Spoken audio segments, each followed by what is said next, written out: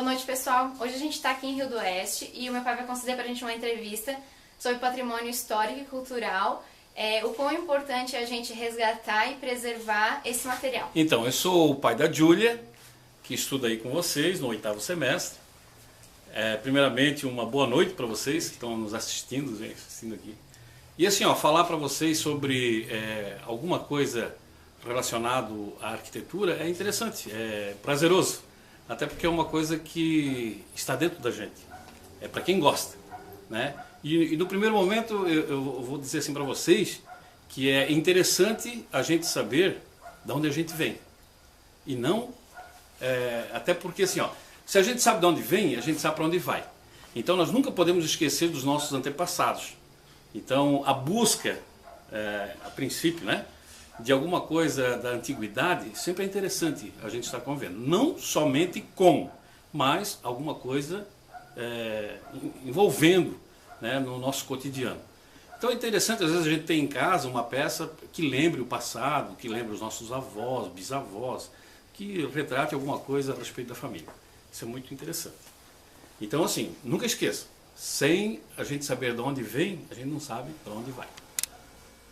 Então, vamos falar de busca por algo diferenciado.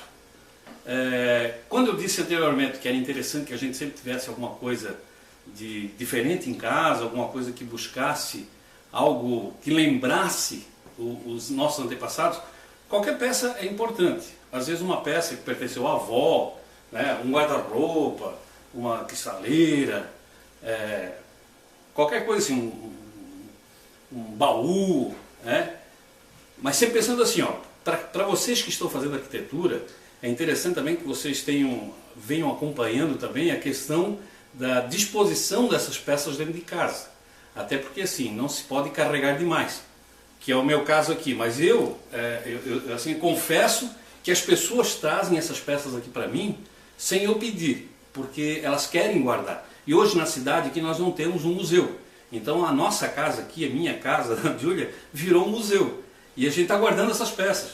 E aqui até tem uma para mostrar para vocês, que convido-os uma hora dessa para vir aqui, para ver o nosso guarda-roupa aqui, e vocês fiquem bem à vontade, para a gente desfrutar de alguma coisa assim, uma delícia e tal, a gente bater um papo e degustar de um vinho, um bom vinho, uma cervejinha também.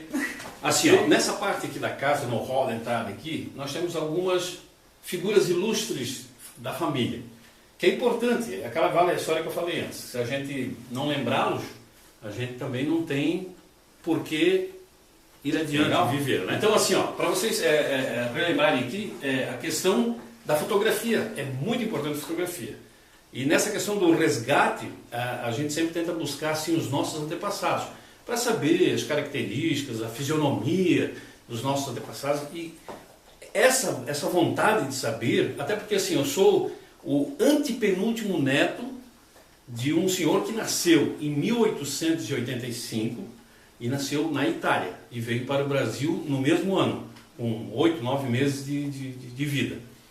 E assim, eu tive essa vontade tão grande de querer saber por que vieram para cá, qual foi o incentivo que tiveram, por que de repente chegaram aqui e tiveram vários costumes que a gente percebe hoje, né? Então, ano passado, em 2012, em janeiro, eu tive a oportunidade de visitar a região na Itália onde o meu avô nasceu.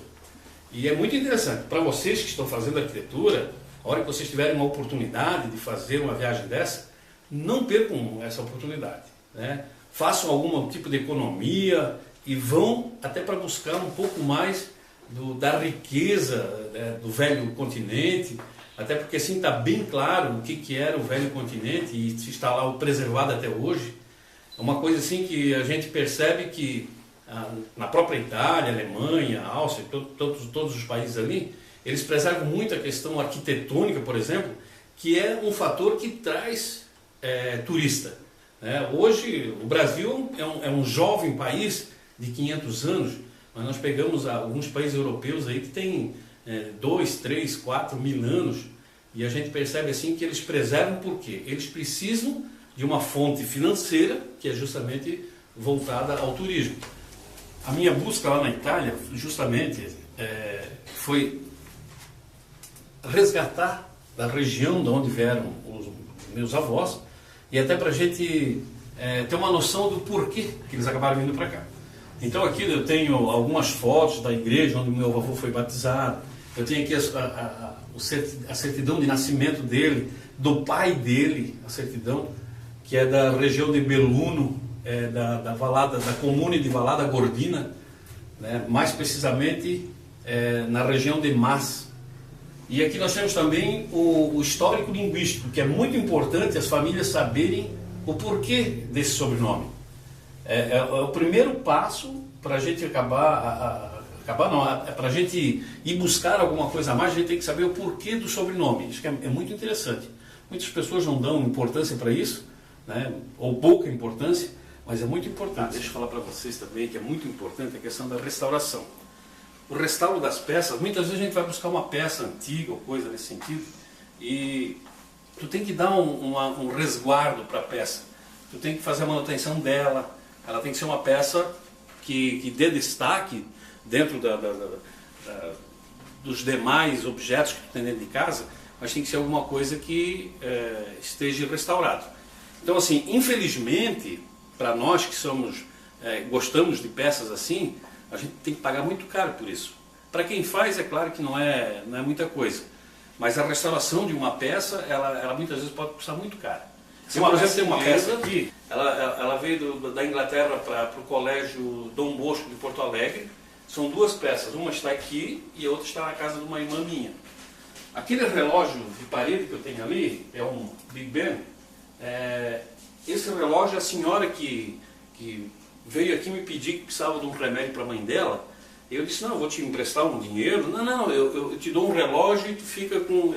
Eu fico com o dinheiro e tu fica com o relógio. Quer dizer, eu não compro peças. Só para vocês terem uma ideia, assim as pessoas vêm e trazem para guardar, para daqui a um pouco a gente montar um museu na cidade e poder ter alguma peça para dizer assim, a história do município, a história da região, a história do colonizador, das pessoas que aqui viveram, né? Esse relógio, a dona dele, ela era suíça. Foi uma das primeiras parteiras aqui do Rio do Oeste. Ela fez mais de 5.000 partos, só em Rio do Oeste. A dona Alice Pizeta, já faleceu agora há pouco tempo. Então esse relógio é uma relíquia, e assim a gente tem uma estimação, um estímulo muito grande, né? Essa peça aqui é uma peça portuguesa, um lustre português. Eu tenho temos também aqui uma peça que é americana, mas assim, estava em São Paulo, numa casa bem antiga, e a pessoa que era dona dessa casa, ela ficou viúva, não tinha nenhum herdeiro, acabou doando para uma entidade de irmãs. E eu tenho uma tia que é freira nessa entidade, e ela acabou pegando algumas peças e passou aqui para a gente, né, sem custo também. Mas são algumas peças que, se a gente está buscando no dia a dia, elas acabam vindo para a gente, né, se a gente está em busca. Porque tem muitas pessoas que não gostam, então também não adianta, às vezes passa na frente, vê uma peça, isso vai para o lixo, ou vão desmontar, ou vai tocar fogo. Tem muita gente que faz isso, principalmente o pessoal na colônia, põe fogo e eu acho assim, tem história por trás disso. Afinal de contas, alguém viveu um período usando uma peça dessa. E ela é importante dentro da parte arquitetônica hoje, em termos de arquitetura, de disponibilidade de ambientes. É interessante quebrar um pouco, não só o modernismo, é interessante a gente ter alguma coisa assim nesse sentido. Pelo menos, a minha opinião, né? Vocês sabem que o belo nada mais é do que o diferente, né? Nós não podemos ter tudo igual e querer dizer que isso é o belo. Se temos algo diferente dentro de qualquer contexto, seja arquitetura, ou seja, né, qualquer coisa, que seria um dos olhos se todo mundo gostasse da Ramela, por exemplo, né?